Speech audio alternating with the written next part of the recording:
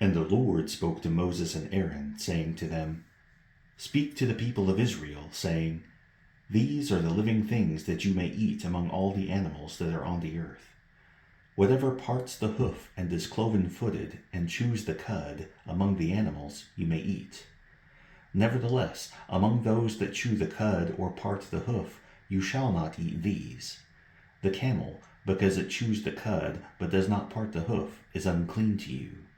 And the rock badger, because it chews the cud but does not part the hoof, is unclean to you. And the hare, because it chews the cud but does not part the hoof, is unclean to you. And the pig, because it parts the hoof and is cloven-footed but does not chew the cud, is unclean to you. You shall not eat any of their flesh, and you shall not touch their carcasses. They are unclean to you.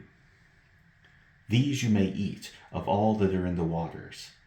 Everything in the waters that has fins and scales, whether in the seas or in the rivers, you may eat. But anything in the seas or the rivers that has not fins and scales, of the swarming creatures in the waters and of the living creatures that are in the waters, is detestable to you. You shall regard them as detestable. You shall not eat any of their flesh, and you shall detest their carcasses. Everything in the waters that has not fins and scales is detestable to you. And these you shall detest among the birds. They shall not be eaten. They are detestable. The eagle, the bearded vulture, the black vulture, the kite, the falcon of any kind, every raven of any kind, the ostrich, the nighthawk, the seagull, the hawk of any kind, the little owl, the cormorant, the short-eared owl, the barn owl, the tawny owl, the carrion vulture, the stork, the heron of any kind, the hoopoe, and the bat. All winged insects that go on all fours are detestable to you. Yet among the winged insects that go on all fours you may eat those that have jointed legs above their feet, with which to hop on the ground. Of them you may eat the locust of any kind, the bald locust of any kind, the cricket of any kind, and the grasshopper of any kind. But all other winged insects that have 4 feet are detestable to you. And by these you shall become unclean. Whoever touches their carcass shall be unclean until the evening, and whoever carries any part of their carcass shall wash his clothes and be unclean until the evening. Every animal that parts the hoof but is not cloven-footed or does not chew the cud is unclean to you. Everyone who touches them shall be unclean. And all that walk on their paws among the animals that go on all fours are unclean to you. Whoever touches their carcass shall be unclean until the evening, and he who carries their carcass shall wash his clothes and be unclean until the evening. They are unclean to you.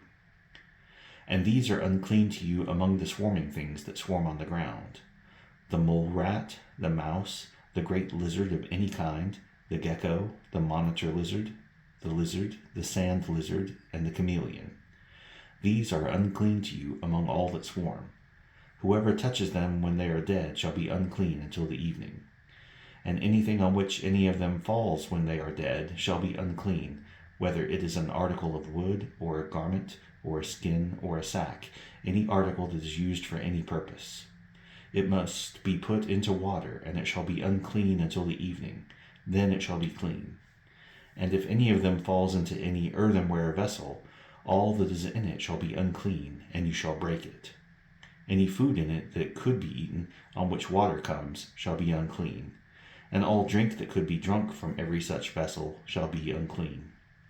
And everything on which any part of their carcass falls shall be unclean. Whether oven or stove, it shall be broken in pieces. They are unclean, and shall remain unclean for you. Nevertheless, a spring or a cistern holding water shall be clean. But whoever touches a carcass in them shall be unclean. And if any part of their carcass falls upon any seed grain that is to be sown, it is clean. But if water is put on the seed and any part of their carcass falls on it, it is unclean to you. And if any animal which you may eat dies, whoever touches its carcass shall be unclean until the evening. And whoever eats of its carcass shall wash his clothes and be unclean until the evening. and whoever carries the carcass shall wash his clothes and be unclean until the evening.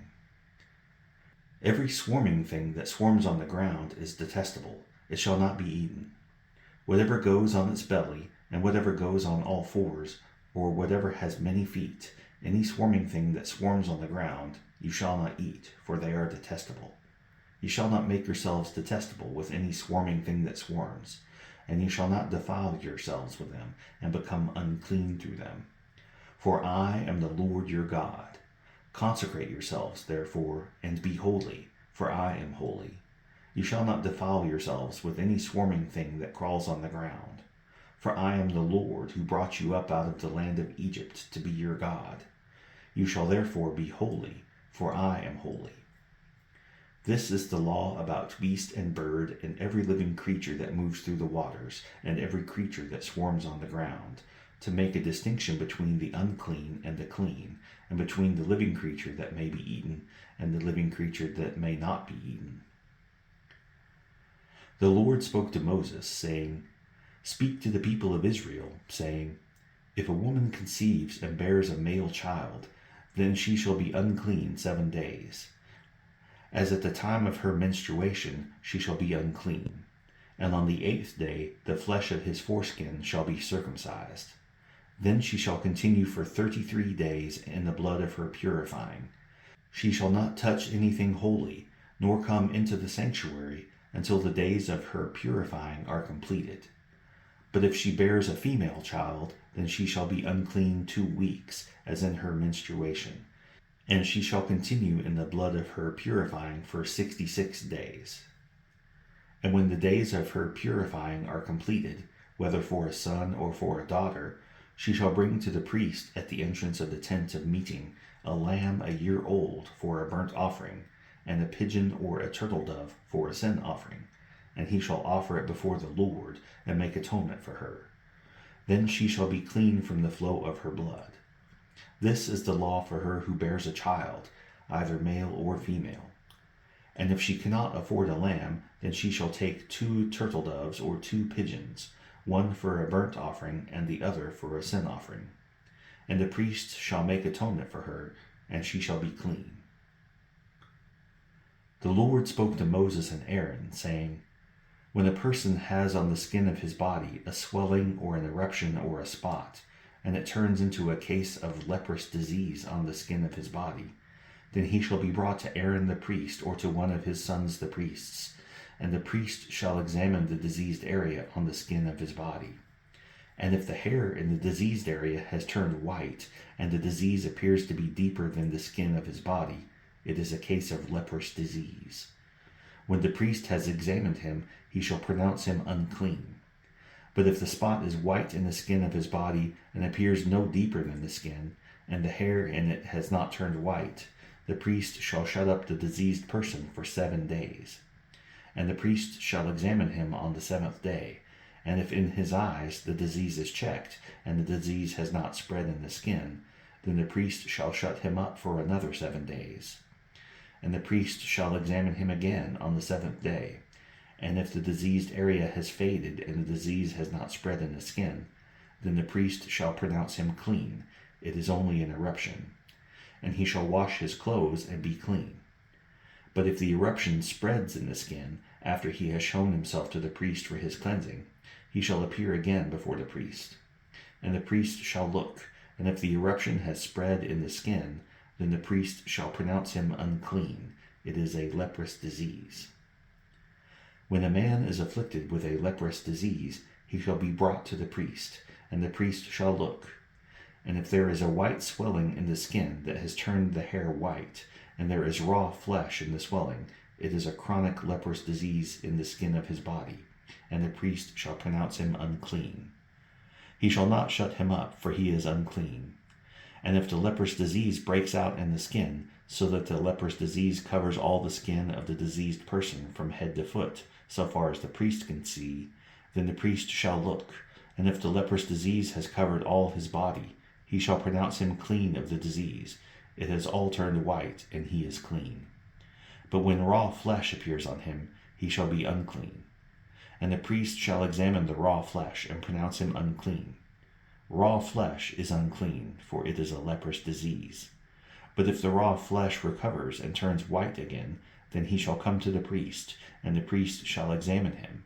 And if the disease has turned white, then the priest shall pronounce the diseased person clean. He is clean. If there is in the skin of one's body a boil, and it heals, and in the place of the boil there comes a white swelling or a reddish white spot, then it shall be shown to the priest. And the priest shall look, and if it appears deeper than the skin, and its hair has turned white, then the priest shall pronounce him unclean. It is a case of leprous disease that has broken out in the boil. But if the priest examines it, and there is no white hair in it, and it is not deeper than the skin, but has faded, then the priest shall shut him up 7 days. And if it spreads in the skin, then the priest shall pronounce him unclean. It is a disease. But if the spot remains in one place and does not spread, it is the scar of the boil, and the priest shall pronounce him clean. Or, when the body has a burn on its skin, and the raw flesh of the burn becomes a spot, reddish white or white, the priest shall examine it. And if the hair in the spot has turned white, and it appears deeper than the skin, then it is a leprous disease. It has broken out in the burn, and the priest shall pronounce him unclean. It is a case of leprous disease. But if the priest examines it, and there is no white hair in the spot, and it is no deeper than the skin, but has faded, the priest shall shut him up 7 days, and the priest shall examine him the 7th day. If it is spreading in the skin, then the priest shall pronounce him unclean. It is a case of leprous disease. But if the spot remains in one place and does not spread in the skin, but has faded, it is a swelling from the burn, and the priest shall pronounce him clean, for it is the scar of the burn. When a man or woman has a disease on the head or the beard, the priest shall examine the disease. And if it appears deeper than the skin, and the hair in it is yellow and thin, then the priest shall pronounce him unclean. It is an itch, a leprous disease of the head or the beard. And if the priest examines the itching disease, and it appears no deeper than the skin, and there is no black hair in it, then the priest shall shut up the person with the itching disease for 7 days. And on the 7th day the priest shall examine the disease. If the itch has not spread, and there is in it no yellow hair, and the itch appears to be no deeper than the skin, then he shall shave himself, but the itch he shall not shave. And the priest shall shut up the person with the itching disease for another 7 days.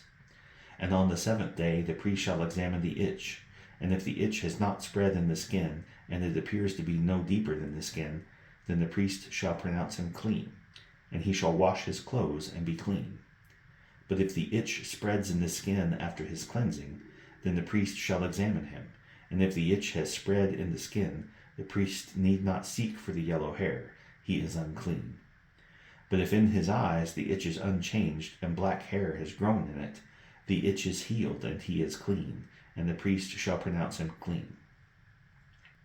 When a man or a woman has spots on the skin of the body, white spots, the priest shall look, and if the spots on the skin of the body are of a dull white, it is a leukoderma that has broken out in the skin.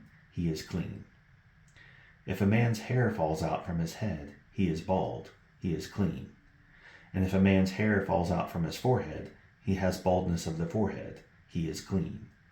But if there is on the bald head or the bald forehead a reddish-white diseased area, it is a leprous disease breaking out on his bald head or his bald forehead. Then the priest shall examine him, and if the diseased swelling is reddish-white on his bald head or on his bald forehead, like the appearance of leprous disease in the skin of the body, he is a leprous man. He is unclean. The priest must pronounce him unclean. His disease is on his head. The leprous person who has the disease shall wear torn clothes, and let the hair of his head hang loose, and he shall cover his upper lip and cry out, "Unclean, unclean." He shall remain unclean as long as he has the disease. He is unclean. He shall live alone. His dwelling shall be outside the camp. When there is a case of leprous disease in a garment, whether a woolen or a linen garment, in warp or woof of linen or wool, or in a skin, or in anything made of skin, if the disease is greenish or reddish in the garment, or in the skin, or in the warp or the woof, or in any article made of skin, it is a case of leprous disease, and it shall be shown to the priest. And the priest shall examine the disease, and shut up that which has the disease for 7 days. Then he shall examine the disease on the 7th day. If the disease has spread in the garment, in the warp or the woof, or in the skin, whatever be the use of the skin, the disease is a persistent leprous disease. It is unclean. And he shall burn the garment, or the warp or the woof, the wool or the linen, or any article made of skin that is diseased, for it is a persistent leprous disease. It shall be burned in the fire. And if the priest examines, and if the disease has not spread in the garment, in the warp or the woof, or in any article made of skin, then the priest shall command that they wash the thing in which is the disease, and he shall shut it up for another 7 days. And the priest shall examine the diseased thing after it has been washed. And if the appearance of the diseased area has not changed, though the disease has not spread, it is unclean. You shall burn it in the fire, whether the rot is on the back or on the front. But if the priest examines, and if the diseased area has faded after it has been washed, he shall tear it out of the garment or the skin or the warp or the woof. Then, if it appears again in the garment, in the warp or the woof, or in any article made of skin, it is spreading. You shall burn with fire whatever has the disease. But the garment, or the warp or the woof, or any article made of skin from which the disease departs when you have washed it, shall then be washed a 2nd time, and be clean. This is the law for a case of leprous disease in a garment of wool or linen, either in the warp or the woof, or in any article made of skin, to determine whether it is clean or unclean. Psalm 33. Shout for joy in the Lord, O you righteous. Praise befits the upright. Give thanks to the Lord with the lyre. Make melody to him with the harp of 10 strings. Sing to him a new song. Play skillfully on the strings with loud shouts. For the word of the Lord is upright, and all his work is done in faithfulness. He loves righteousness and justice. The earth is full of the steadfast love of the Lord. By the word of the Lord the heavens were made, and by the breath of his mouth all their host. He gathers the waters of the sea as a heap. He puts the deeps in storehouses. Let all the earth fear the Lord. Let all the inhabitants of the world stand in awe of him. For he spoke, and it came to be. He commanded, and it stood firm. The Lord brings the counsel of the nations to nothing. He frustrates the plans of the peoples. The counsel of the Lord stands forever, the plans of his heart to all generations. Blessed is the nation whose God is the Lord, the people whom he has chosen as his heritage. The Lord looks down from heaven. He sees all the children of man. From where he sits enthroned, he looks out on all the inhabitants of the earth. He who fashions the hearts of them all and observes all their deeds.